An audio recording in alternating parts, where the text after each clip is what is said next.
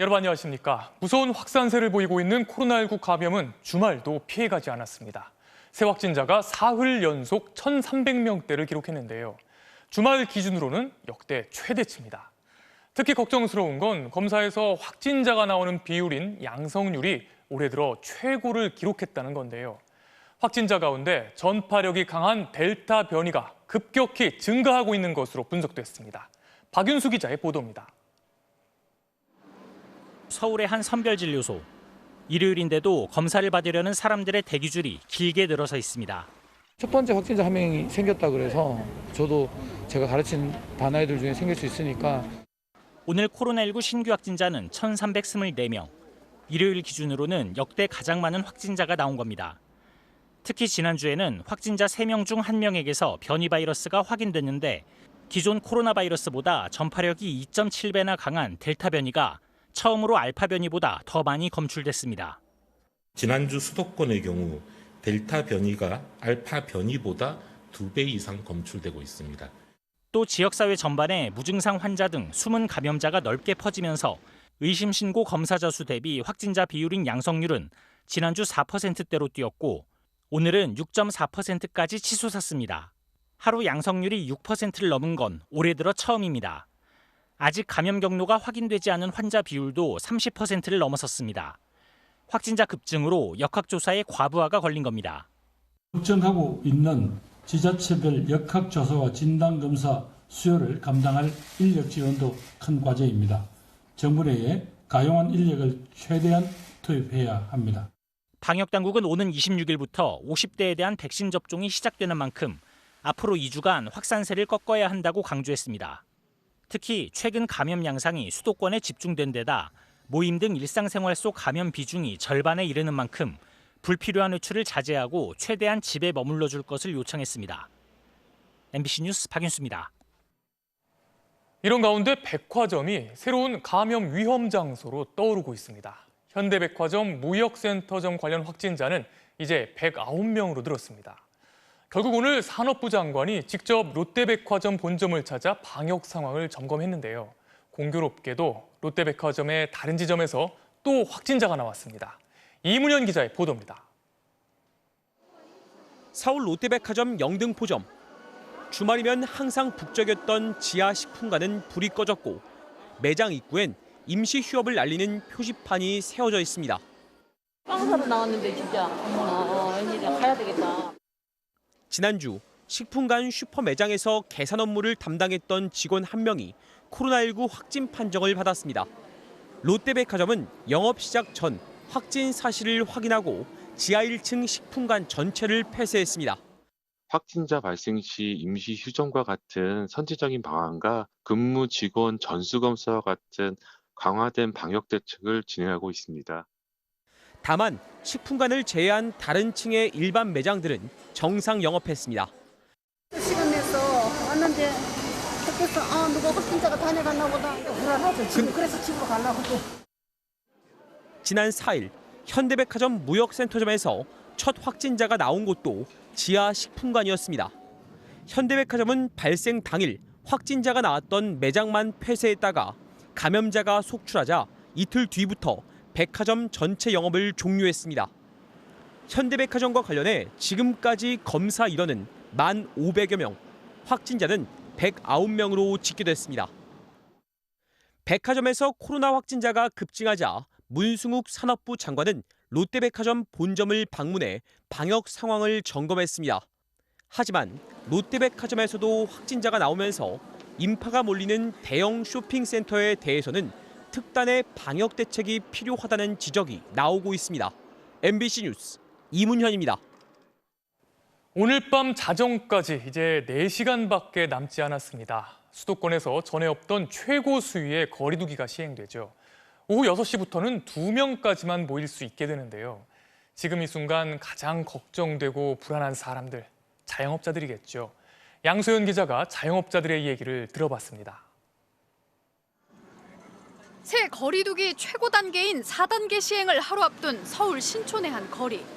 한창 북적일 주말 낮인데도 거리는 한산하고 문을 닫은 가게가 더 많았습니다. 이 이틀 사이에 벌써 한 60% 이상 떨어졌어요. 힘들다가 아니라 진짜 거의 포기하고. 근처 다른 식당도 사정은 마찬가지.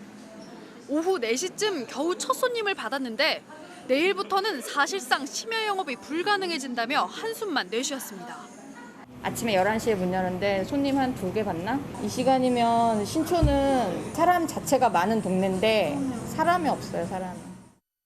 내일부터 2주 동안 낮에는 4명까지 모일 수 있지만 오후 6시 이후에는 2명까지만 모일 수 있습니다. 식당과 카페, 학원 등은 오후 10시까지만 운영됩니다. 밤 9시 넘어서 손님들 들어오는데 10시에 문 닫는데 뭔 필요 있어요. 아이고. 그만 뭐예요. 이야기가 뭐예요. 사람 문 닫는 게 낫지. 여기에 클럽, 나이트, 헌팅포차 등 유흥시설과 홀덤펍 등 감염 위험이 큰 시설들은 집합이 금지돼 2주 동안 문을 닫아야 합니다. 종교시설은 비대면 예배만 허용되고 스포츠 경기는 무관중으로 진행됩니다. 2주간의 짧고 집중적인 4단계 거리두기를 통해 지금의 확산세를 꺾을 수 있기를 희망하는 바이며 국민 여러분들의 도움과 참여를 다시 한번 부탁드립니다. 정부는 새 거리두기 4단계 격상에 따른 소상공인들의 피해도 최근 통과된 손실보상법의 보상 범위에 포함된다며 보상금을 산정해 지급할 계획이라고 밝혔습니다. MBC 뉴스 양소연입니다. 이렇게 자영업자와 서민들의 피해가 커지면서 이제 관심은 정부의 재난지원금에 쏠리고 있습니다. 결국 관건은 누구한테 얼마를 주느냐 하는 거죠. 민주당 지도부는 지급 대상을 더 넓히고 지급 시기는 상황에 따라 조절하자는 입장인데요. 이 문제를 논의하기 위해 오늘 저녁 정부와 청와대, 여당의 핵심 인사들이 한자리에 모였습니다. 나세훈 기자의 보도입니다. 민주당은 재난지원금 지급 대상을 당초 당정이 합의한 소득 하위 80%에서 더 늘려야 한다는 입장입니다. 지난 7일 정책의총에서 다수의 의원들은 사실상 위로금 성격이 강한 만큼 전 국민에게 재난지원금을 지급해야 한다고 주장했습니다. 여기에 올해 5월까지 거친 세수가 작년보다 43조 원이 늘어 한 달 전 2차 추경안을 짤 때 감안한 초과 세수 전망치 31조 원보다 12조 원이 더 많은 것으로 나타났습니다. 최근에 변화되는 상황, 또 세수 상황 등을 점검을 해서 국민 여론을 수렴해서 가능한 많은 국민들에게 혜택이 돌아갈 수 있도록 저희들이 논의하겠다. 변수는 코로나19 확산 상황입니다.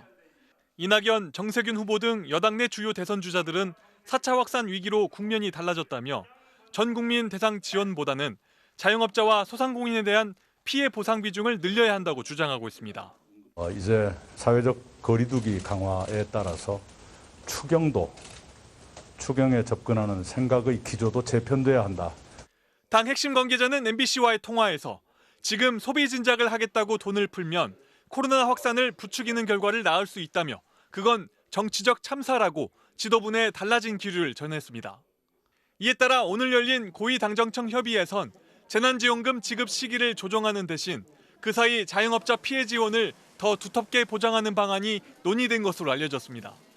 야당인 국민의힘은 추경안 전체의 전면 재검토가 필요하다는 입장이어서 이번 주 국회 예결특위 종합정책 질의를 시작으로 한 2차 추경안 본격 심사 과정에서 진통이 예상됩니다. MBC 뉴스 나세웅입니다. 도쿄올림픽 개막이 이제 2주도 남지 않았는데요. 일본에서 올림픽을 계기로 한일 정상회담이 열릴 거라는 보도가 계속 나오고 있습니다. 자신들의 입장에서 일방적인 시각으로 언론에 유출시킨 건데요. 이에 대해 청와대와 외교부는 유감이라며 선을 긋고 태도 변화를 압박했습니다. 배주한 기자입니다. 일본 정부가 한국 정부의 정상회담 요청을 수용했다. 15분 정도의 회담이 될지 모른다 등 최근 일본 언론에선 한일 정상회담에 군부를 떼는 보도가 잇따르고 있습니다. 이에 대해 청와대가 분명하게 선을 그었습니다. 일본 국내 여론을 떠보고 회담이 무산될 경우 책임을 떠넘기려는 일종의 언론 플레이라는 겁니다. 청와대 고위 관계자는 MBC와의 통화에서 비신사적으로 하면 일본에 갈 이유가 없다고 강한 어조로 비판했습니다.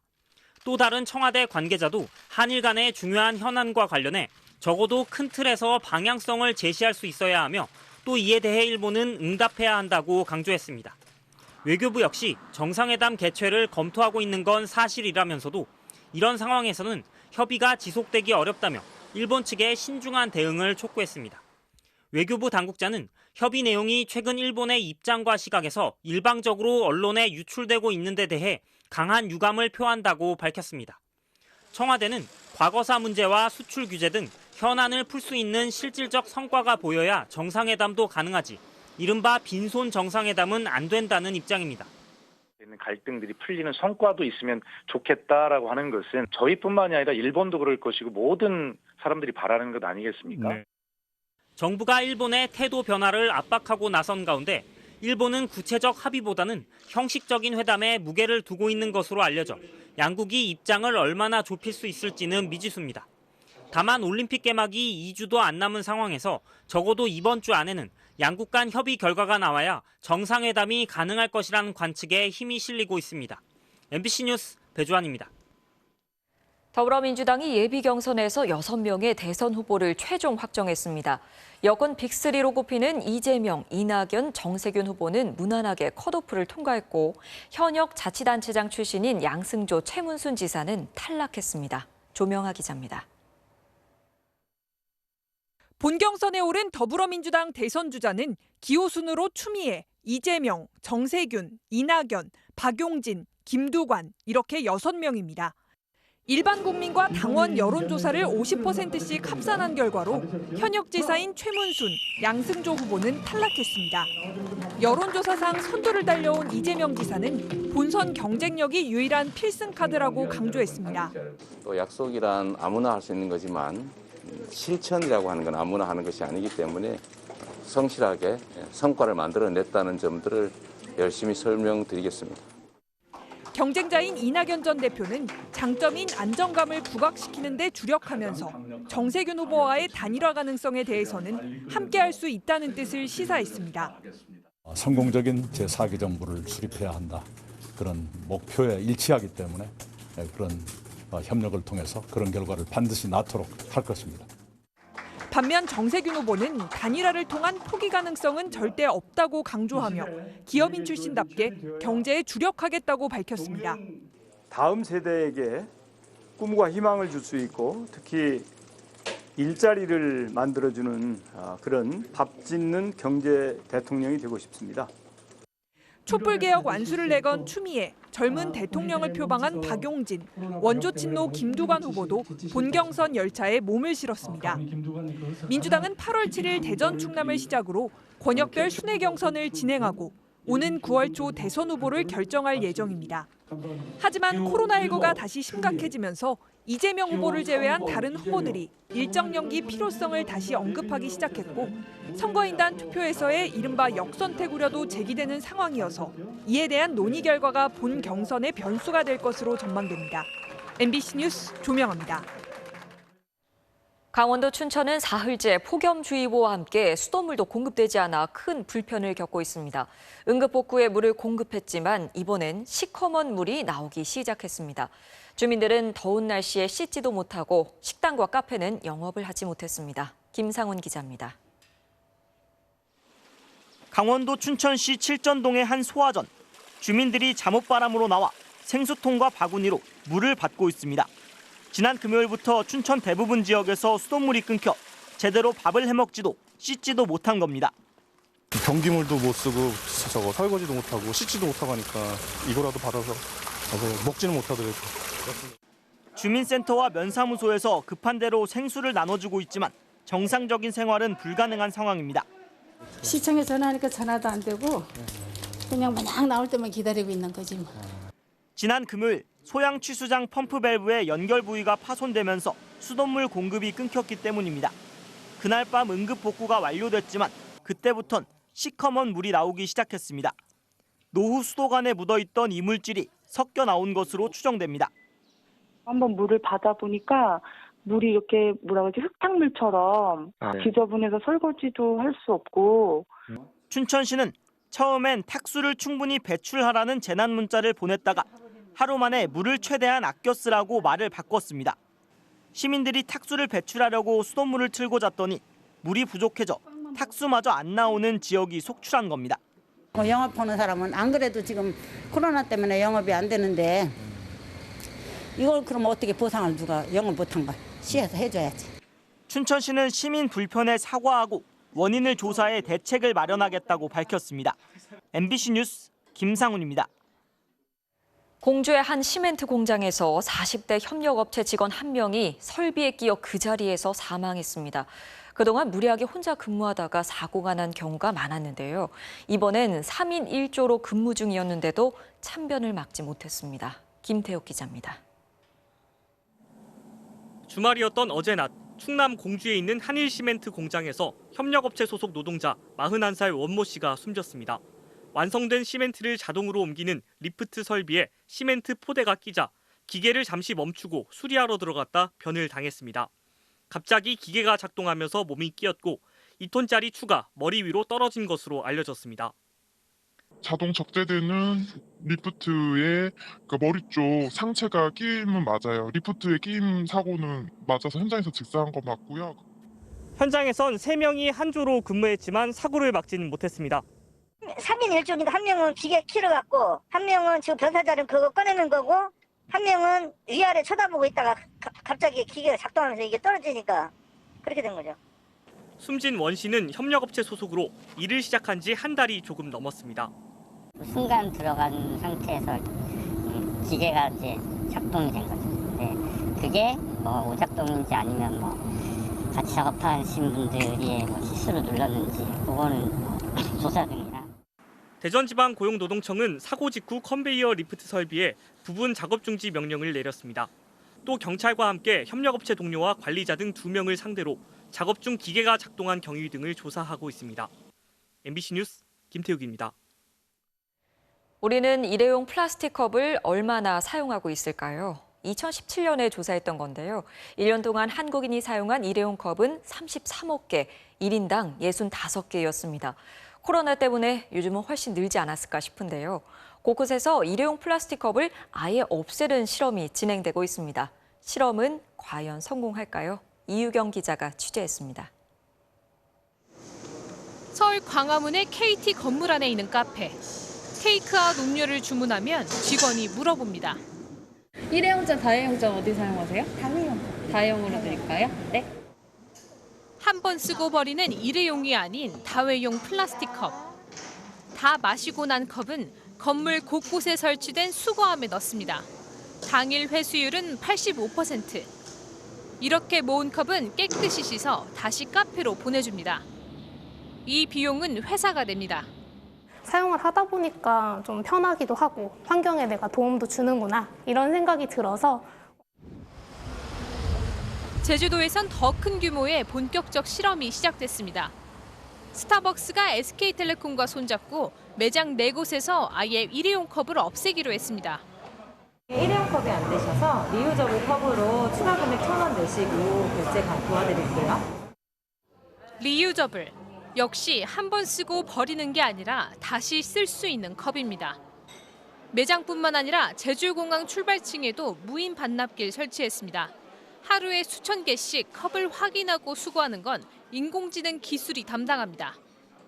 인공지능의 이미지 판단을 하고 이 컵이 올바르게 투입됐다고 판단이 되면 보증금을 환불받을 수 있습니다. 이 서비스를 위해 제주도에 컵 세척장도 따로 지었습니다. 매일 최대 15,000개의 컵을 씻고 소독할 수 있습니다. 비용은 기업들이 사회공헌 차원에서 내기로 했습니다. 제주에서 스타벅스 전 매장에 적용을 하면 연간 한 500만 개 정도의 일회용 플라스틱을 절약할 수 있다. 2017년 한국인의 일회용 컵 사용량은 33억 개, 1인당 65개로 추정됩니다. 코로나19 때문에 지금은 더 늘었을 것으로 보입니다. MBC 뉴스 이유경입니다. 오늘 뉴스데스크에 이어 곧바로 방송되는 탐사기 엑스트레이트에서는 노동자들을 잇따라 죽음으로 내몰고 있는 직장 내 괴롭힘 문제를 집중 보도합니다. 비정규직과 정규직, 업종을 가리지 않고 광범위하게 나타나고 있는 피해 실태와 직장 내 괴롭힘 금지법 시행 2년이 지났지만 노동자들이 법의 보호를 받지 못하는 현실을 고발합니다. 코로나19 확산으로 인한 프로야구 리그 중단 여부가 내일 결정될 전망입니다. KBO는 오늘 10개 구단 단장들이 모인 실행위원회에서 각 구단의 상황과 의견을 공유했습니다. 그리고 내일 구단 사장단이 참석하는 긴급이사회에서 리그 중단 여부를 결정할 방침입니다. 현재 NC 3명, 두산 2명 등 5명의 1군 선수가 확진 판정을 받은 가운데 방역 지침에 따라 잠실과 고척에서 열릴 예정이던 두 경기는 3일 연속으로 취소됐습니다. 한편 지난 2일부터 두산과 3연전을 치른 기아 선수단은 전원 음성 판정을 받았습니다. 국가대표 중견수 삼성 박혜민의 환상적인 호흡입니다. 이대호 선수가 많이 아쉽겠네요. 일요일 밤 스포츠 뉴스였습니다.